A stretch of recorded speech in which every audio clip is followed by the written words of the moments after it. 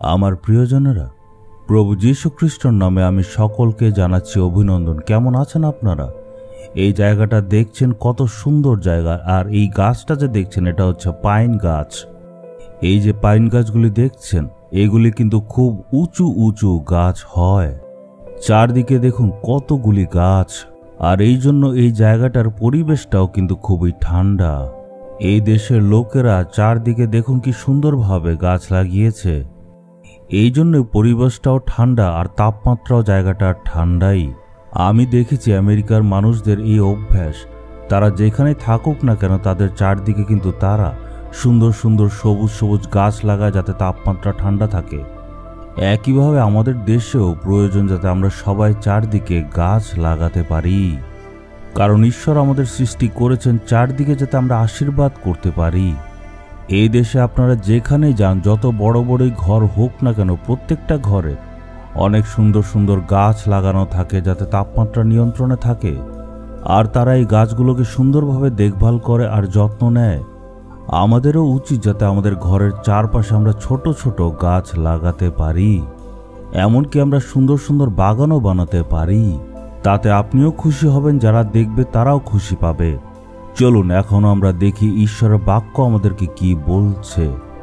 আমরা দেখব যিশায়া 57 অধ্যায়ের 18 পদে, আমি তাদের পথ প্রদর্শক হব এবং তাকে ও তার শোকাকুলদেরকে সান্ত্বনা দান করব। আজকে আমি তাদের মনের মধ্যে সান্ত্বনা দেব।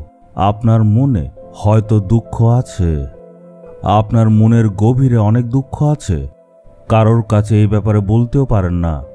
আপনি ভাবছেন কেউ যদি এসে আমাকে একটু সান্ত্বনা দেয়। আর এই জন্যই আপনি প্রতিদিন এই ওয়াক উইথ জিসাস প্রোগ্রামটা দেখছেন। আপনি মনে ভাবছেন হয়তো কেউ আমার জীবনে এসে আমাকে সান্ত্বনা দেবে। আমাদের মনে যখন অনেক আঘাত লাগে তখন আমাদের মন খুঁজে এমন একটা মানুষ যে আমাদেরকে একটু সান্ত্বনা দেবে। আমরা বাক্যে দেখলাম প্রভু বলছে আমি তাদেরকে সান্ত্বনা দেব। ঈশ্বর এইখানে বলছেন আমি আবার তাদেরকে সান্ত্বনা দেব। আপনি মনে মনে ভাবছেন আমি তো প্রায় দুঃখের মধ্যে থাকি, তাহলে ঈশ্বর আমাকে কয়বার সান্ত্বনা দেবেন? ঈশ্বর বলছেন তুমি যতবার দুঃখী হও আমি সান্ত্বনা দেব। একবার আমি তোমাকে সান্ত্বনা দিয়েছি, বারবার তুমি কেন আমার কাছে আসছো? ঈশ্বর এমনটা বলবেন না। আমাদের ঈশ্বর আশ্চর্য ঈশ্বর, উনি প্রেমের ঈশ্বর। যতবারই যান না কেন ততবার সান্ত্বনা দেবেন। আমরা জানি যখন প্রভু যীশু এই পৃথিবীতে এসেছিলেন তখন অনেকের জীবনে উনি সান্ত্বনা নিয়ে এসেছিলেন। একজন মহিলার কথা লেখা আছে, তার জীবনে সে অনেক পাপের মধ্যে ছিল। যখন সে কাঁদছিল তখন যীশু বলল, আমার মেয়ে, আমি তোমার পাপকে স্মরণ করব না, আমি তোমাকে পাপী হিসাবে বিচার করব না, তুমি যাও, শান্তিতে চলে যাও। আরেকটা ঘটনায় একটা বিধবা কাঁদছিল, কারণ তার ছেলে মারা গেছে। তার সমস্ত গ্রাম তার সাথে একসাথে কাঁদছিল, কেউ সান্ত্বনা দিতে পারল না। কিন্তু প্রভু যীশু তার চোখের জল মোছার জন্য আশ্চর্য কাজ করলেন। আপনারা এইগুলি বাক্যের মধ্যেই পাবেন। যীশু সেখানে করুণা করলেন, দয়া করলেন। সেই মহিলার কাছে যীশু বসে বলল, আমার মেয়ে, তুমি এখন থেকে আর কখনো কাঁদবে না। সেই মহিলার জীবন থেকে তার সম্পূর্ণ দুঃখ দূর করার জন্য যীশু অলৌকিক কাজ করলেন।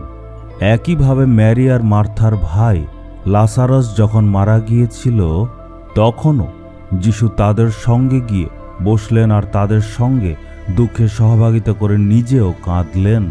আর তাদের ভাইয়ের জন্য একটা অলৌকিক কাজ করলেন। যে বোনেরা কাঁদছিল তাদের সঙ্গে কাঁদলো আর তাদেরকে সান্ত্বনা দিল।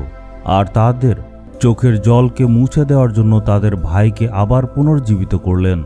যীশু জানেন আপনার জীবনে কোন জিনিসটার প্রয়োজন, কি কাজ লাগে, এর দ্বারা আপনি সান্ত্বনা পেতে পারেন।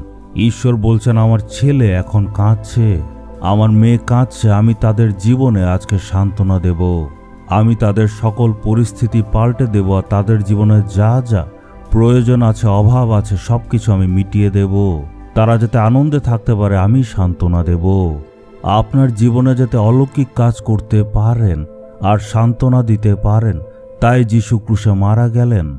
হে পিতা, আমার জীবনের সকল দুঃখ ও সব রকম দুশ্চিন্তাকে দূর করতে আপনি কালভারির ক্রুশে নিজের প্রাণকে দিয়েছিলেন। যারা এই ভিডিও দেখছে তাদের জীবনে অলৌকিক কাজ করুন। তাদের জীবনের সকল দুঃখ আপনি দূর করে দিন। তাদের জীবন আপনি পাল্টে দিন। প্রভু যীশু খ্রিস্টের নামে চাইলাম। Amen, amen.